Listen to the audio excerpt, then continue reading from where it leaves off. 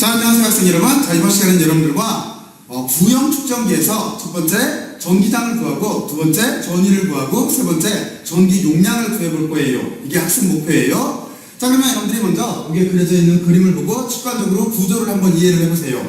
자, 다들 이해를 했죠? 자, 구조가 어떻게 되어 있냐면, 먼저 반지름이 A인 이렇게 도체부가 있어요. 여기에는 플러스 Q만큼 전하가 이렇게 차지가 되어 있어요. 그리고 속빈 도체구가 있는데 반지름이 이렇게 B인 속빈 도체구가 이렇게 바깥에 분포를 하고 있고, 그리고 나서 거기에 보면은 마이너스 Q라고 하는 전하가 이렇게 대전이 되어 있어요. 다들 그림들 이해 갔죠? 자, 그리고 나서 여기 빨간 색깔 보는 뭐냐면 반지름이 R인 여기에서 이렇게 딱 둘러싸인 공간은 뭐냐면, 이게 우리가 전기장을 구하기 위해서 가우스면을 저렇게 잡을 거예요.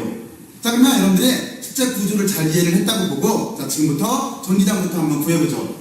먼저 우리가 첫 번째 전기장을 구해야 되는데, 전기장을 어떻게 구하면 되냐면, 지금도 대칭적인 문제이기 때문에 우리는 가우스 법칙을 쓰게 되면은 전기장을 쉽게 계산할 수가 있어요. 그러면 가우스 법칙이라고 하는 자체는 어떤 꼴이에요? 가우스 법칙이라고 하는 자체는 아주 간단하죠? 이렇게 있는 안에 있는 전하가 바깥에 공간에 전기장에 이렇게 플럭스를 만든다라고 하는 거예요. 물론 이게 입실론 재료하고 이렇게 비례하게 돼 있어요. 얘가 우리가 구하려고 하는 가우스 법칙이에요.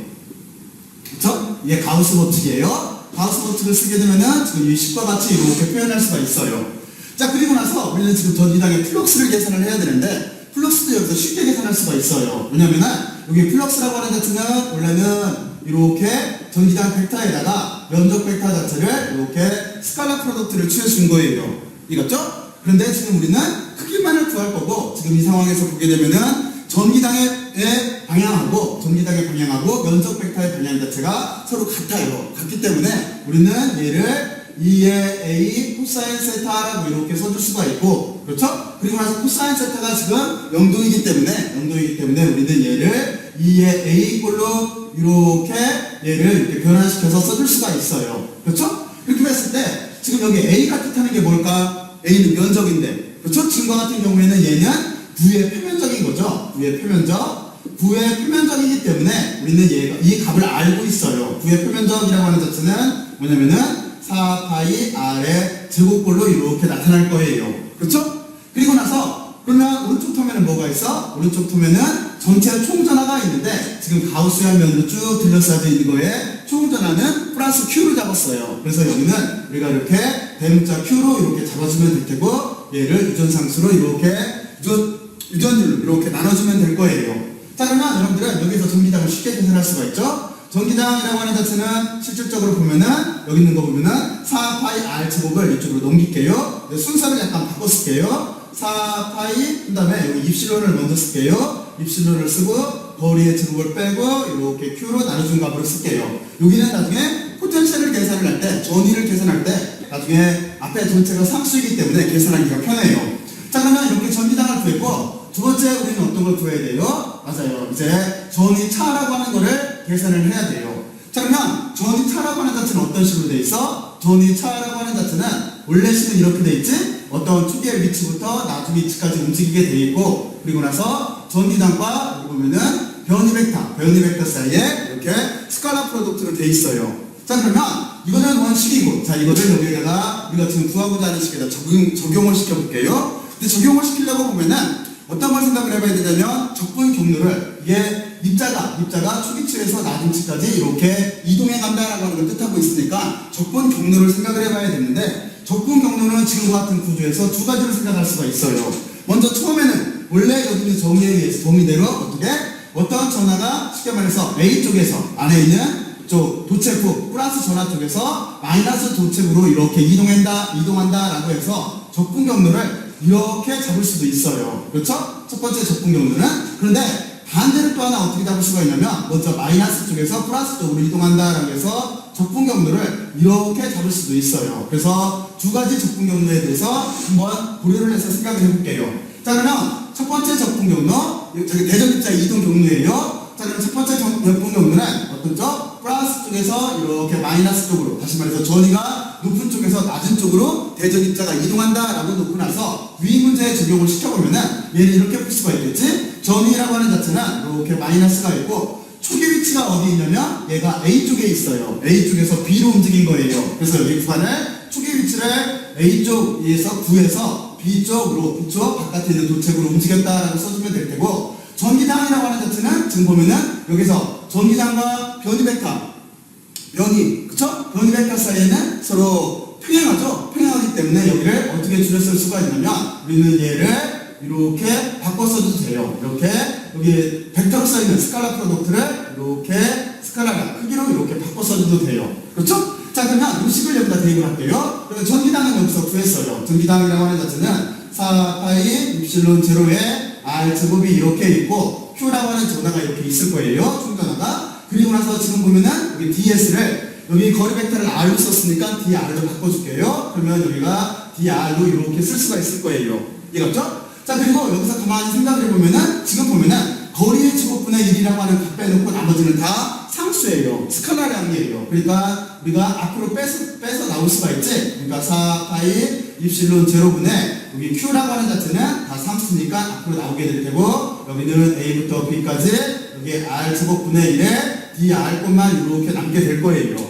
자, 그러면 이거 적분 어떻게 하면 돼? 여러분들이 잘 알고 있죠? 원래 여기서 지금 참고를 잠깐 볼게요. 우리가 어떤 적분에 A부터 B까지 이렇게 써놓고 나서 얘를 만약에 R 제곱분의 1을 거리에 따라서 적분하시오라고 한다면 얘는 어떤 꼴이 나오냐면은 얘는 뭐가 나와요? 맞아요. 얘 값은 마이너스 R분의 1이 나와요. 지금은 여기에 구간을 정하지 않을게요. 나중에 넣으면 되는 거니까. 자, 그래서 요 값 자체는 이렇게 나와요. 그렇죠? 자, 그러면 요거는 이게 마이너스 R분의 1이 나온다라고 하는 걸 알고 있기 때문에 마이너스에서 플러스로 써줄게요. 그럼 여기가 플러스로 바뀔 테고, 여기는 4파이 입실론 제로분의 Q가 나올 테고, 여기는 방금 전에 이쪽에서 한 것처럼 R분의 이렇게 나올 건데, 여기에는 구간이 붙어 있기 때문에 A부터 B까지 이렇게 써주면 될 거예요.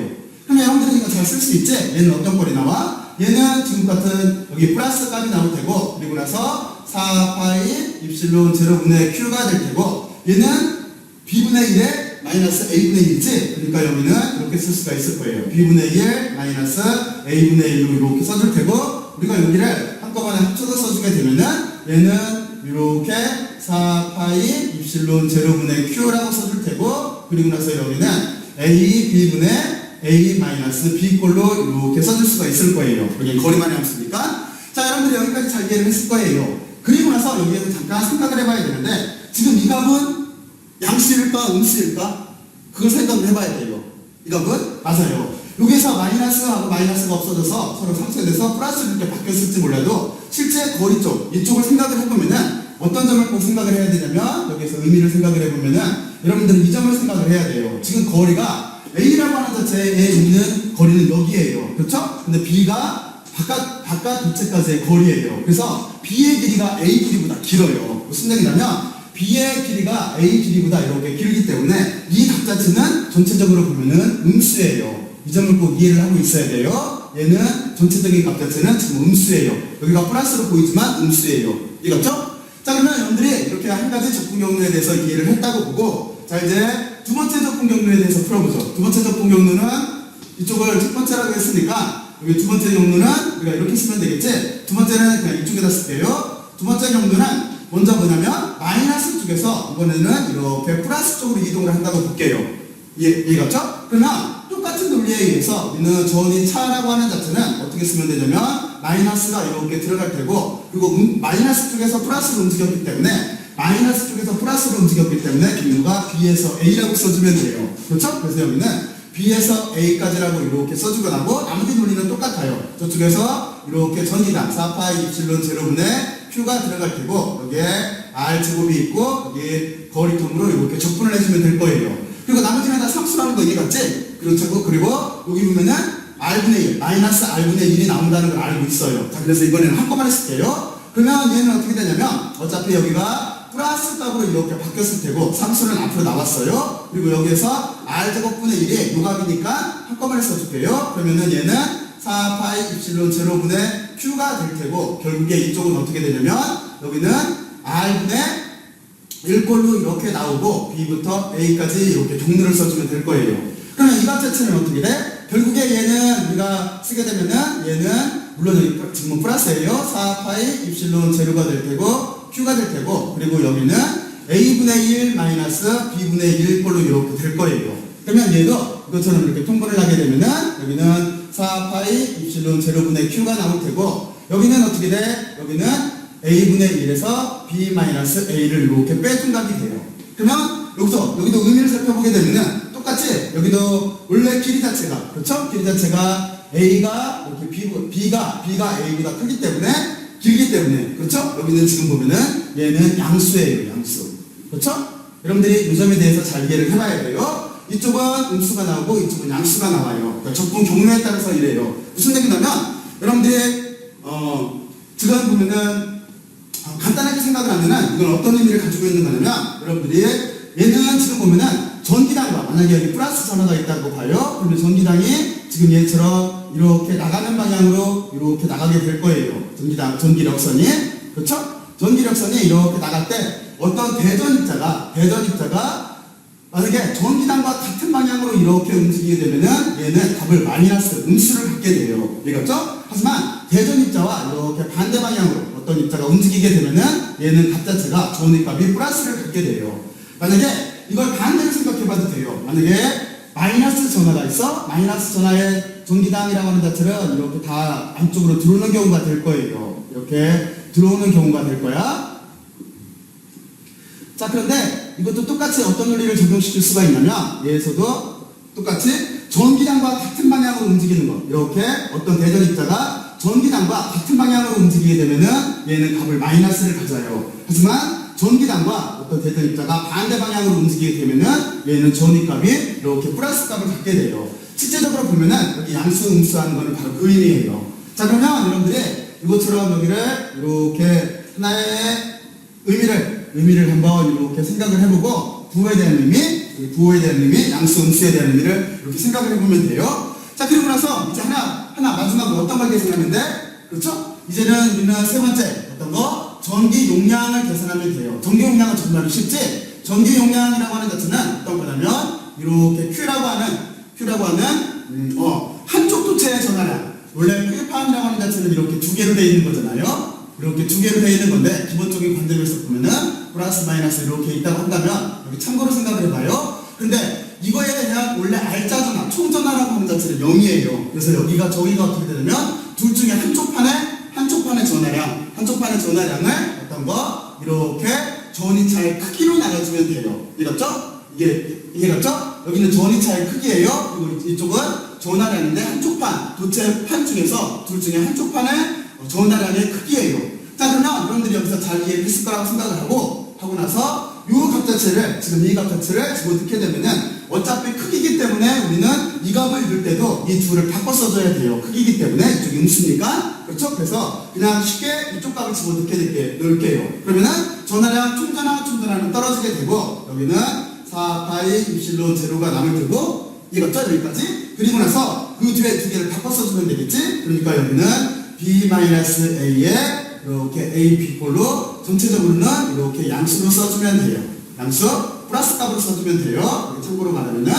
자, 그러면 여러분들이 지금과 같이 이렇게 구형 축전기에서 전기당을 구하고, 그렇죠? 이렇게 전기당을 구했어요. 그리고 나서 그 뒤에 전위차를 구했어요. 전위차는 경로에 따라서 두 가지 정도를 구했어요. 그리고 그 값을 여기에다 넣어서 전기 용량이라고 하는 값을 구하게 이렇게 됐어요. 자, 그러면 여러분들이 여기까지 잘 이해를 했을 거라고 생각을 하고 또 한 가지 문제가 있지? 이쪽을 이해를 했으면은 또 하나 축전지에서 보면은 원통형도 있고, 그리고 또 하나 평행판도 있어요. 여기에 대해서 여러분들이 같은 논리를 적용해서 한번 평행판이나 원통형 축전기에도 한번 적용들을 해보세요. 자, 열심히들 들어주셔서 고맙고 수고들 많이 했어요.